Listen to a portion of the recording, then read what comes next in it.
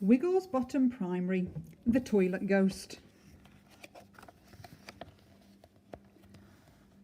One time, Gavin Ross asked to go to the toilet, and when he came back, he was completely soaked. That's when Miss Riley said, "What on earth happened to you, Gavin?" And Gavin said, "I don't know. I was just washing my hands. And then it happened." So Gavin got sent to the nurse to get changed. And when he came back, he was wearing the spare "I had an accident" clothes, and he wouldn't speak to anyone.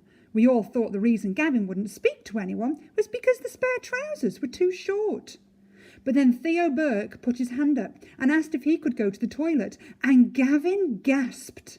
That's when Gavin told us he thought the boys' toilets were haunted, because both taps had come on full blast, even though he barely touched them. But then Miss Riley came over and told us to stop chatting and to go back to our own tables. And then she tried to give the toilet pass to Theo Burke, but he said he didn't need to go anymore, even though we all knew he did. At break time, we all ran outside and sat in the long grass.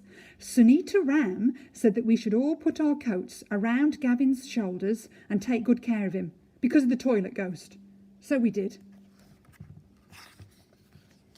Sunita said that Gavin must be feeling very weak and tired because of the shock he had had, and Gavin nodded that he was.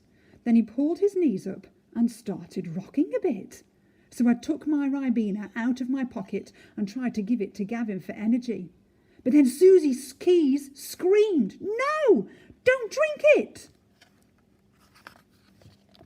And that's when Susie explained that none of the boys could drink any juice or water because then they'd need to go to the toilet and the toilet ghost would get them. So we all ran around the playground telling the boys in our class about the toilet ghost and the juice ban. But then at lunch, all the boys got really thirsty because it was chicken curry day and everyone had spicy mouth.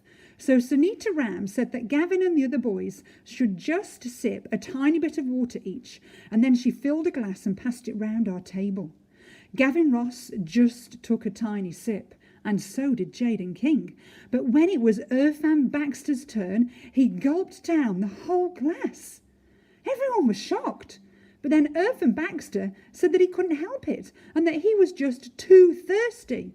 And then he poured himself another glass of water and drank that one too.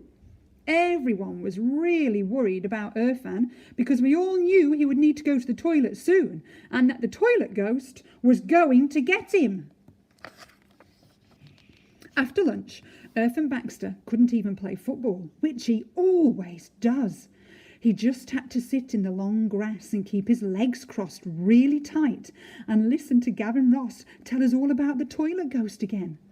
Then, just before the bell went, Irfan said, "I'm going to burst!" And he started running towards the boys' toilets, so we all ran after him.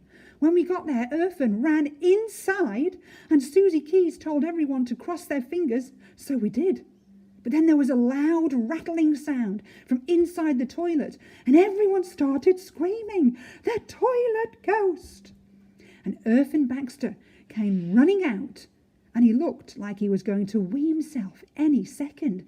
And that's when Susie Keys shouted, "You're going to have to use the girls' toilets." But the boys all shouted, "No way!" except for Irfan, who just pushed past us and ran straight into the girls' toilets. Everybody gasped.